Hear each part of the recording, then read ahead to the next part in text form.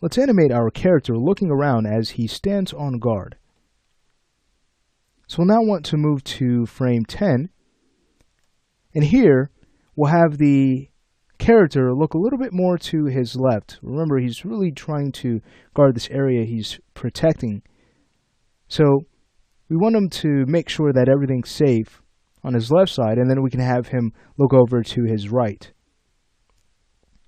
Now, if you ever accidentally pose off frame, what I'd highly recommend doing is just right-clicking on the timeline and moving all the way down to Show Keys. It's the last menu. So from there, we'd want to choose Current Character Set.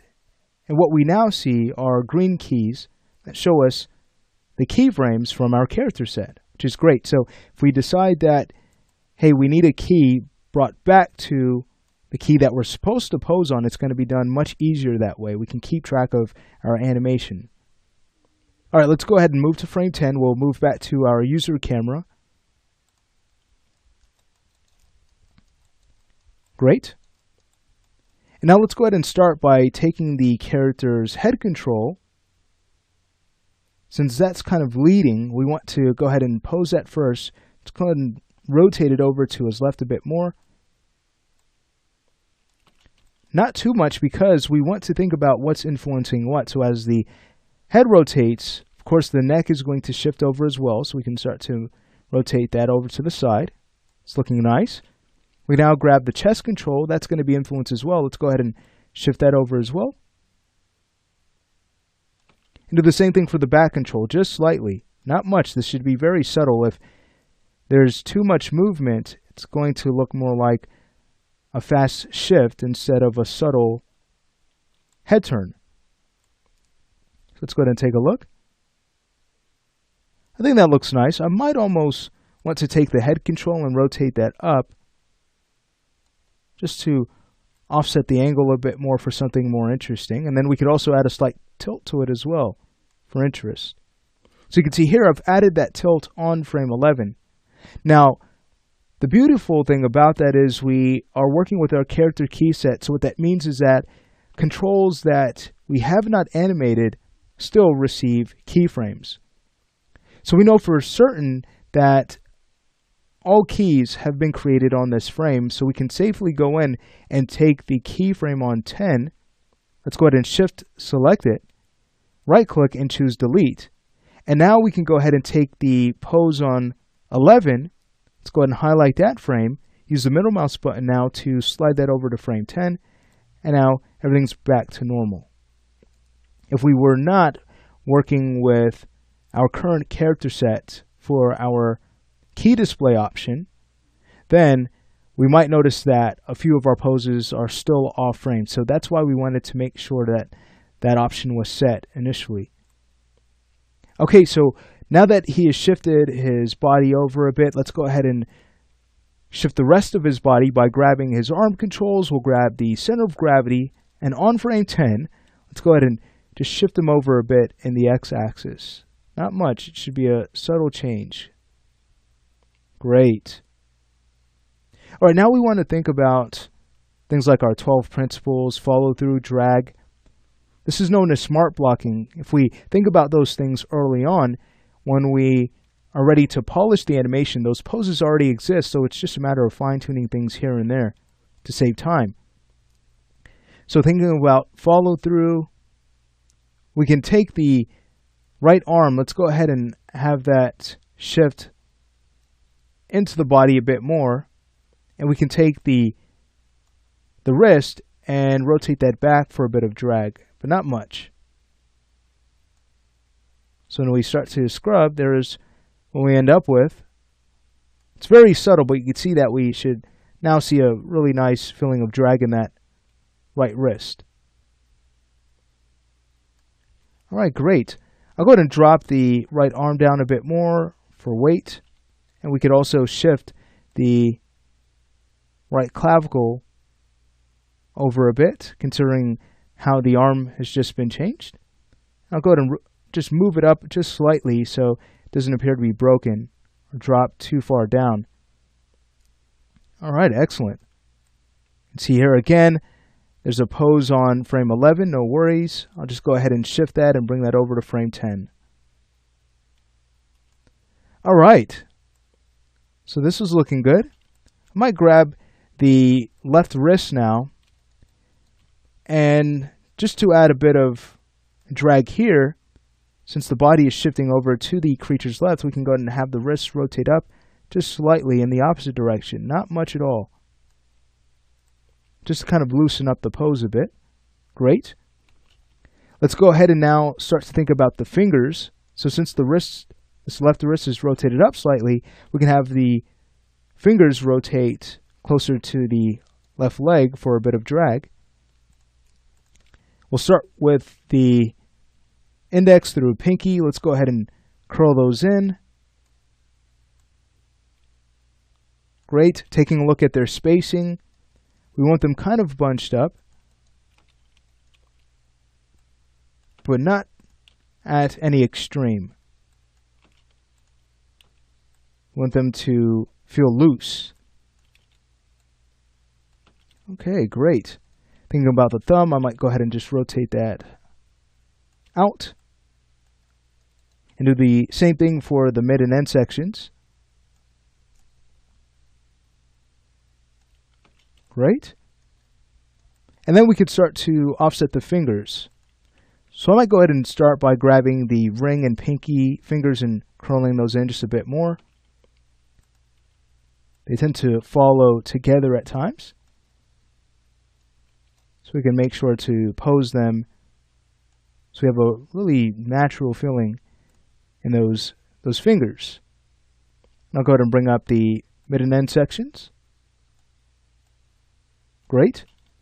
And then we can fan the index finger out a bit more. And maybe go ahead and straighten it up just a bit, but not much. For the mid finger, I'll go ahead and just rotate that out, fanning it out some. Then I'll go ahead and curl in the mid and end sections. Great. So again, we can scrub to take a look at the change. Very nice. Now for the right hand, just to kind of finish up with this pose, we can move on to the next. Again, I'll go ahead and start by rotating the index out, maybe straightening it up a bit.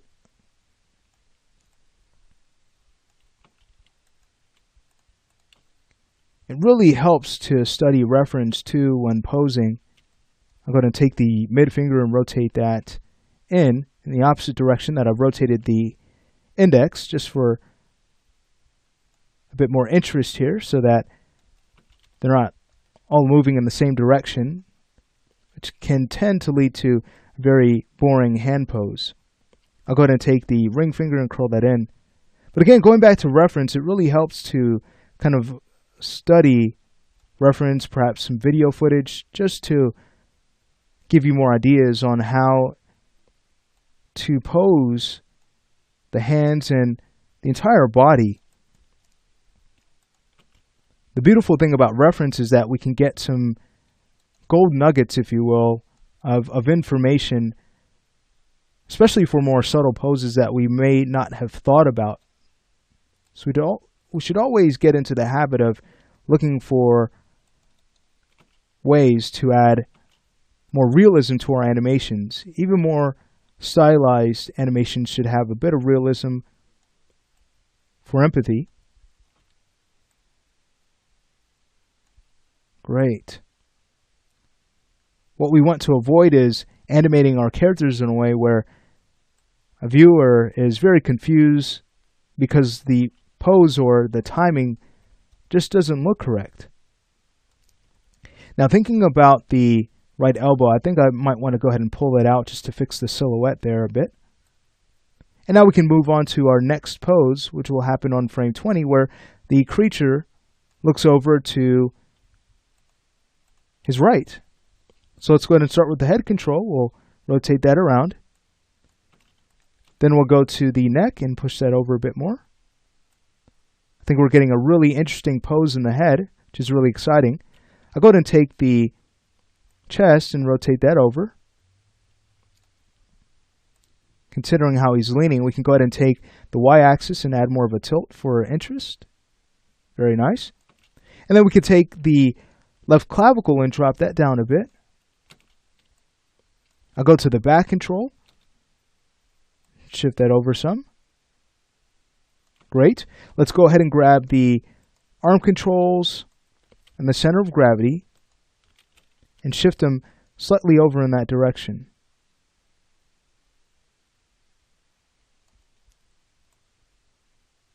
Great.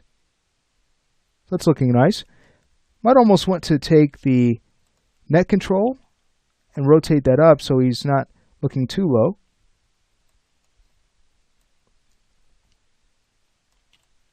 Beautiful. All right, so after that, let's go ahead and take a look at the character's right arm. For a bit of drag here, what we could do is have the arm brought in closer to the body and maybe lift that up a bit more. And then we can take the right wrist and rotate that in as well. So that's going to look really nice when we add a sway in our polish pass. All right, exciting. Let's go ahead and take a look at the right clavicle. Let's go ahead and just bring that up a bit. All right, very nice.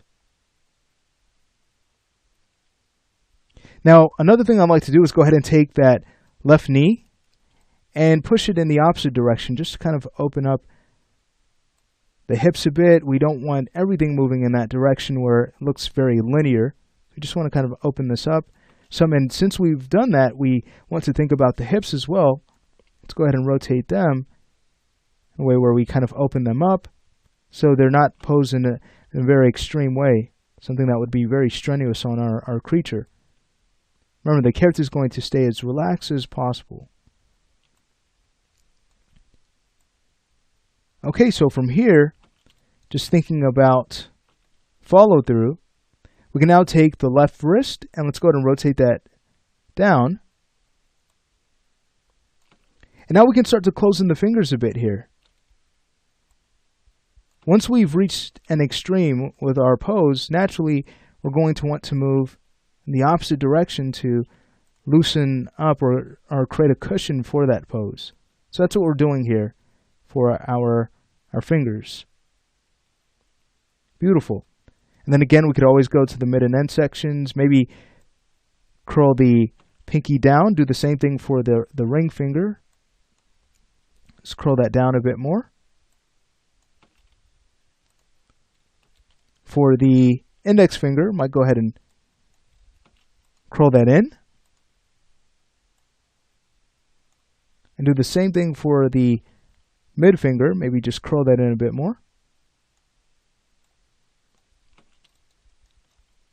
Great.